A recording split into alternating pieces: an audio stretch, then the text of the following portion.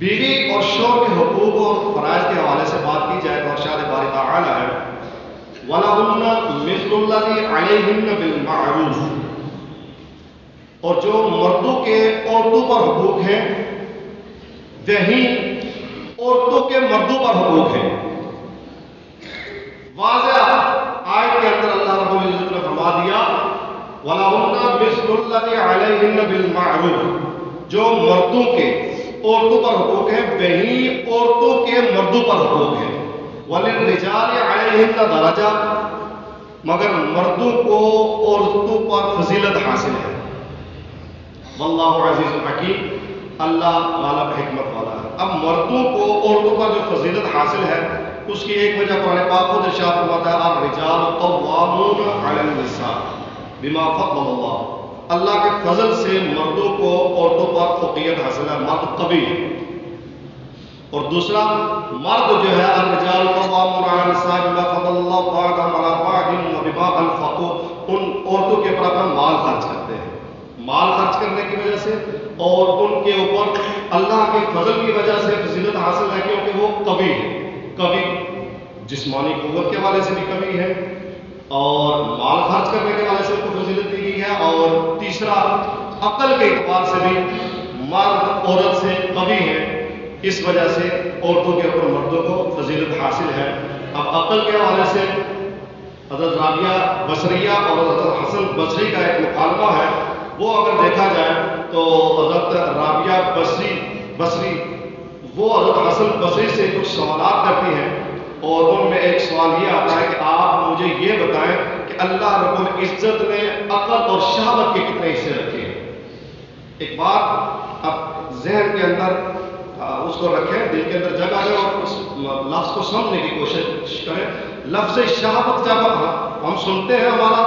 خیال جو ہے ایک مخصوص طرف چلا جاتا ہے۔ شہوت کا مطلب ہے خواہشات، جس کو قرآن پاک میں اللہ رب العزت نے ارشاد فرمایا زُيِّنَ لِلنَّاسِ حُبُّ الشَّهَوَاتِ مِنَ النِّسَاءِ وَالْبَنِينَ وَالْقَنَاطِيرِ الْمُقَنطَرَةِ مِنَ الذَّهَبِ وَالْفِضَّةِ وَالْخَيْلِ الْمُسَوَّمَةِ وَالْأَنْعَامِ وَالْحَرْثِ، کہ اللہ رب العزت فرماتا ہے میں نے مزین کر دیا، میں نے اٹریکشن رکھ دی ہے شہوات کی محبت کو کے اندر، اس میں عورتیں ہیں،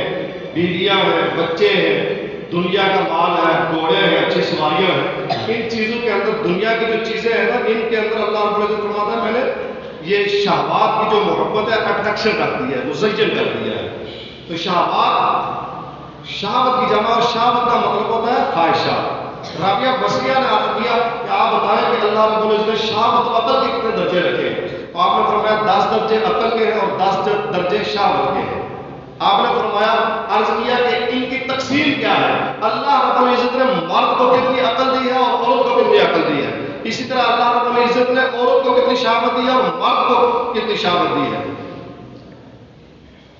آپ نے فرمایا کہ 9 حصے عقل کے اللہ نے مرد کو عطا کیا اور 1 حصہ شہوت کا عطا کیا ہے، اور اسی 1 حصہ عورت کو عقل کا عطا کیا ہے۔ 9 حصے مرد کو عقل کے اور 1 حصہ عورت کو عطا کیا ہے، اور اسی طرح شہوت کے 10 حصے ہیں جس میں سے 9 حصے عورت کو اللہ نے عطا کیا ہے، 1 حصہ مرد کو عطا کیا ہے۔ تو آپ نے پھر جس غرض سے گئے تھے، جو سوال حضرت حسن بصری نے کیا تھا نا کہ کیا شادی کے حوالے سے کہ آپ کی کیا خواہش ہے، شادی کریں گے یا نہیں کریں گے، تو پھر آپ نے آگے سے جواب دیا تھا اور آپ تشریف لے گئے۔ حضرت رابعہ بصریہ نے عرض کیا کہ میں عورت ہو کر عقل کے 1 حصے سے شہوت کے 9 حصوں میں کنٹرول کر سکتی ہوں، اور آپ مرد کیسے ہیں کہ آپ عقل کے 9 حصوں سے شہوت کے 1 حصے پر کنٹرول نہیں کر سکتے اور شادی کے حوالے سے باتیں کر رہے ہیں۔ بات کرنے کا مقصد یہ ہے کہ مرد کو عورتوں پر جو فوقیت حاصل ہے الرجال قوامون عقل کے حوالے سے مرد عورتوں کی مناسبت مضبوط ہے، لیکن حقوق کے حوالے سے بات کی جائے تو جو حقوق مردوں کے ہیں وہی عورتوں کے ہیں۔ اب مردوں کو تو آپ نے حقوق پتہ ہے، ایک دفعہ پھر میں دوہرا دیتا ہوں، عورت کی کیا ذمہ داری ہے اور مردوں کے کیا حقوق ہیں۔ مرد کا جو حق ہے اور بیوی نے جو پورا کرنا ہے، بیوی اس کی اطاعت کرے، نمبر 1۔ نمبر 2، اس کی اولاد کی تربیت کرے۔ اب اولاد کی تربیت بھی اسی صورت میں ہوگی جب بیوی خانہ داری گھر کے کام کاج کرے گی، مرد باہر